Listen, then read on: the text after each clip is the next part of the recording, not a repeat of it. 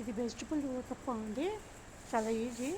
ఇలా carrot, capsicum, పచ్చిమిరపకాయలు, అల్లము, బఠానీ తీసుకుని అందులో కొంచెం జొన్నపిండి అండి, 1 కప్పు జొన్నపిండి వేసాను, కొంచెం సూజీ రవ్వ వేసాను అన్నమాట. అది ఎంత అంటే కొంచెం సొరకాయ కూడా వేసాను, వాటర్ బాగుంటుంది కదా, కొంచెం పెరుగు వేసాను. ఇవన్నీ వేసేసి కొంచెం ఈనో కూడా అంటే వంట సోడా కూడా, కొంచెం పసుపు ఇవన్నీ వేసేసి బాగా మిక్స్ చేసేయాలి.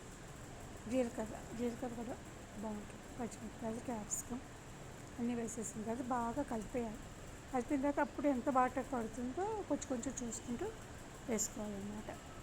ఇది మంచి హెల్దీ వెజిటబుల్ ఇదండి, బాగా వస్తుంది, మంచిగా వస్తుంది. పిల్లలకి పెడితే ఇష్టంగా తింటారు మంచిగాను.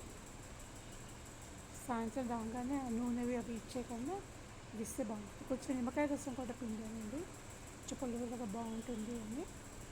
మీకు ఇష్టం లేకపోతే అవాయిడ్ చేసేసేయండి. కొంచెం లూజ్గానే కలుపుకోవాలి, ఊతప్పం కింద రావాలి కదా, కొంచెం లూజ్గానే ఉండాలి.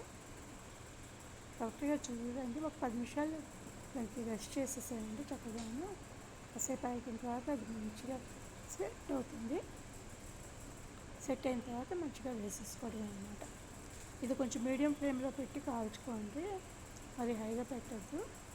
మీడియం ఫ్లేమ్లో పెడితే కనుక బాగా వస్తుంది, లేకపోతే లోపల పచ్చిగా ఉండిపోతుంది అన్నమాట. బాగుంటుంది. మూత పెడితే బాగుంటుంది, లోపల ఉడికినట్టుగా అవుతుంది అన్నమాట. మనం కొంచెం వంట సోడా వేయడం వల్ల చక్కగా మెల్ట్ మంచిగా వస్తుందండి, మెత్తగా చాలా బాగుంటుంది.